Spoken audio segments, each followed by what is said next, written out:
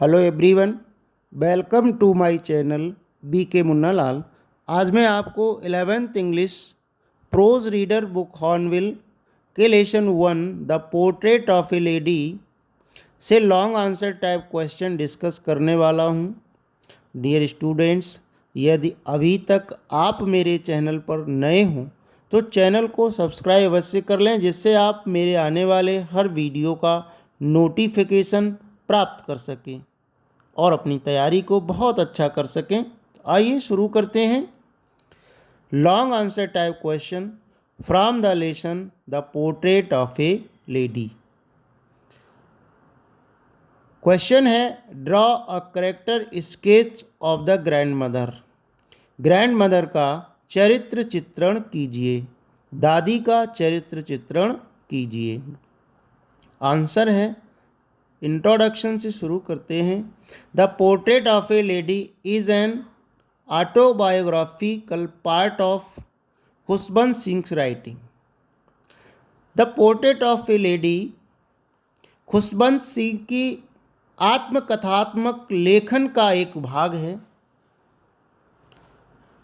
The portrait of a lady एक महिला का चित्रण, लेखक हैं इस पाठ के खुशबंत सिंह, उनकी आत्मकथात्मक लेखन का एक हिस्सा है। Through this lesson he reveals his childhood days with his grand mother. इस पाठ के माध्यम से वह अपनी दादी के साथ अपने बचपन के दिनों को उजागर करते हैं। His grand mother was an old lady. उनकी दादी एक वृद्ध महिला थीं।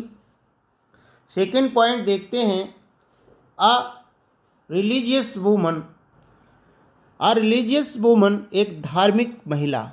Authors grandmother was a highly religious lady. लेखक की दादी माँ बहुत ही धार्मिक महिला थीं। She was always telling beads of a rosary. वह सदैव अपनी माला का जाप करती थीं। Her lips constantly moved in inaudible prayer.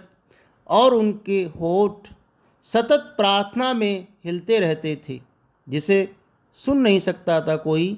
मन ही मन वो प्रार्थना में लगी रहती थी।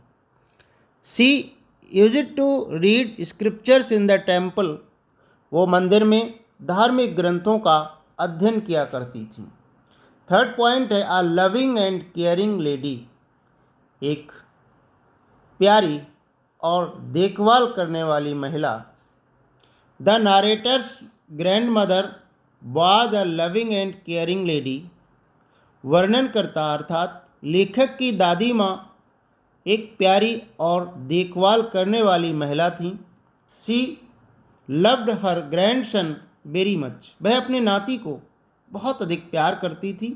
She woke him up each morning, bathed him, dressed him, plastered his wooden slate, gave him breakfast and she walked him to school.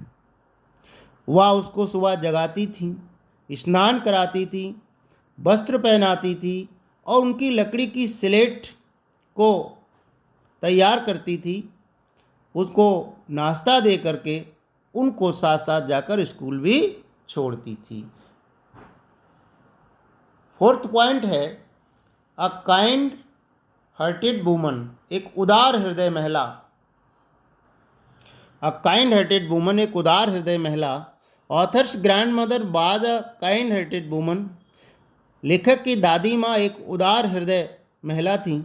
C showed the human values by giving chapatis to the stray dogs and later in the city by giving bread crumbs to the sparrows.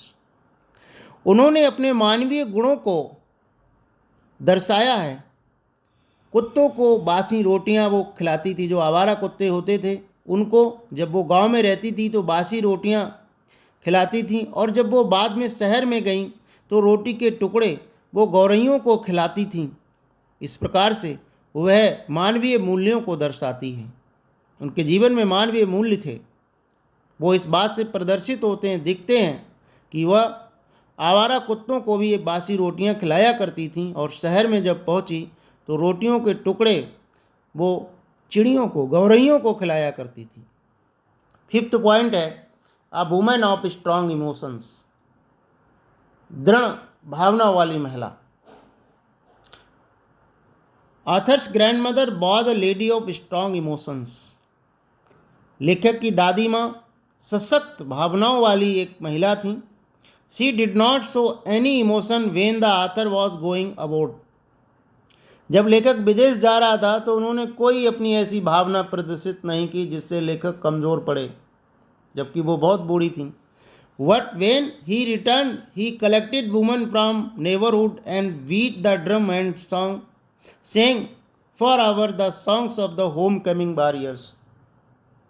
लेकिन जब लेखक विदेश से वापस आया तो उन्होंने पड़ोस की महिलाओं को इकट्ठा करके पुरानी ढोलक को बजाया और योद्धाओं के घर आने वाले गीतों को गाया। अब हम इस क्वेश्चन को कंक्लूड कर सकते हैं। Thus it can be said that the grandmother was a lady of spirituality and humanity. इस प्रकार से हम कह सकते हैं कि लेखक की दादी एक अत्यधिक आध्यात्मिकता और मानवतावादी महिला थी। आशा है डियर स्टूडेंट ये वीडियो आपको पसंद आया होगा। पसंद आया हो तो लाइक कीजिएगा, शेयर कीजिएगा और प्रेस करिए बेल आइकन को, जिससे कि आपको मेरे सारे वीडियो का नोटिफिकेशन प्राप्त हो सके। Thanks for watching.